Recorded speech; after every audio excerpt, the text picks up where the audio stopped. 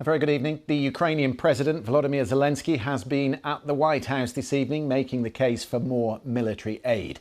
He will be getting a more sympathetic hearing from President Biden than he got earlier in the day from the Speaker of the House, Kevin McCarthy, who denied the Ukrainian leader a joint address to Congress, although he did meet him to discuss the $24 billion of additional aid, which right now is very much open to question.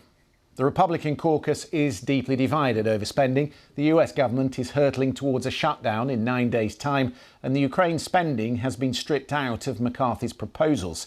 Today, 29 Republicans signed a joint letter to the White House opposing that latest payment. With us tonight from the White House, our correspondent Helena Humphreys, who is watching events behind her. President Zelensky arrived just half an hour ago. What do we think will be up for discussion, Helena? That's right, Christian. 15 minutes of discussion so far in that Oval Office. We know what will be up for discussion. It will be that $24 billion, which has been suggested by the Biden administration in terms of continued funding for Ukraine, which President Zelensky also says that his country needs to win the war. But he's come, let's be very clear-eyed about this, at a very difficult time for the United States, at a time when there is much debate about the spending bill and whether it should include that aid for Ukraine. President Zelensky also saying that more weaponry is needed, particularly in terms of those ATACMS missiles, giving Ukraine the ability to penetrate from a long range more Russian positions, particularly in Crimea. We are waiting to see what comes out of that Oval Office meeting and what will be announced and whether it will include those missiles. We understand that some kind of air defense weaponry should be announced today. But of course, President Zelensky saying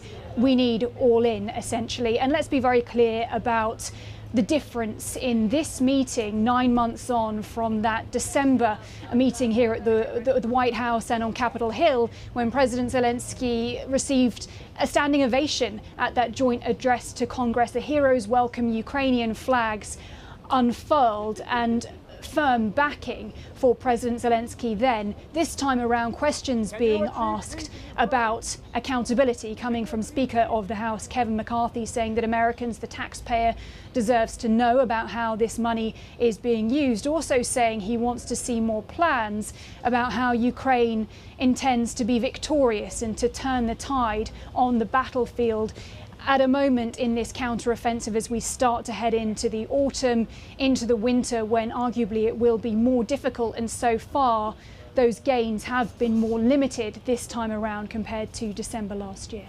Helena, thank you very much for that. Let's get a little bit of the politics within the Republican caucus from Doug High, who's with us. Doug, in March last year, the Speaker of the House made it very clear that he was full square behind the Ukrainians. Today, he has pulled the funding from the spending bill, which is still to be passed. So what has changed in the interim? What's changed is the politics within the conference, and that comes from both voters, Republican primary voters most specifically in congressional districts and states, and also from conservative media. There's been a real skepticism about the war in Ukraine, about Zelensky. I think a lot of that is misplaced, but it's been very real. I've been warning colleagues overseas in London for over a year now. Watch House Republicans and how they move on this. They're going to try and shy away from Zelensky in an inch-by-inch process. And unfortunately, that's what we've seen just play out today. Yeah, well, I remember being over with you in Washington for the midterm elections and explaining to people why they should be taking an interest in, district by district elections across the United States. And this is very much the reason why, because you have a hardline group on the right who are adamant this should be stripped from the bill. But how much of it is about the person himself, Kevin McCarthy, and the position that he now finds himself in, Doug?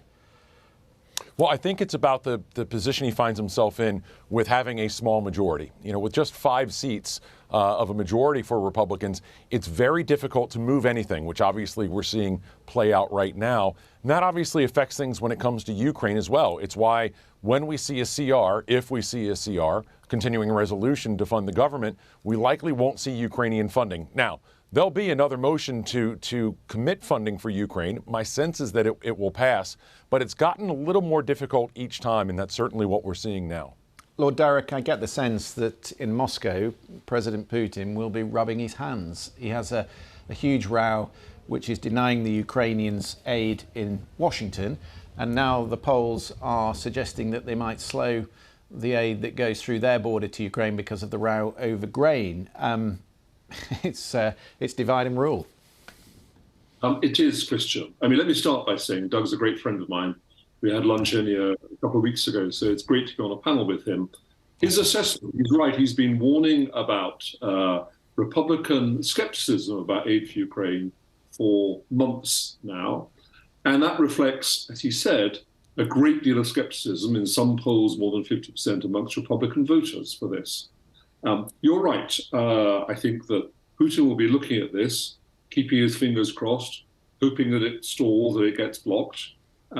And in a longer term, Putin, I think, will definitely want to wait and see what happens in 2024 November, the US elections, to see whether Republicans can win back the White House and what impact that will have on things. One thing is clear here, though, which is if US aid, which is some 80 to 90% of the total military aid going to Ukraine, was to stop or significantly diminish, Ukraine's chance of winning the war would pretty much disappear. I don't think there's any chance that Europe could make up the shortfall. So this is critical for the future of the war.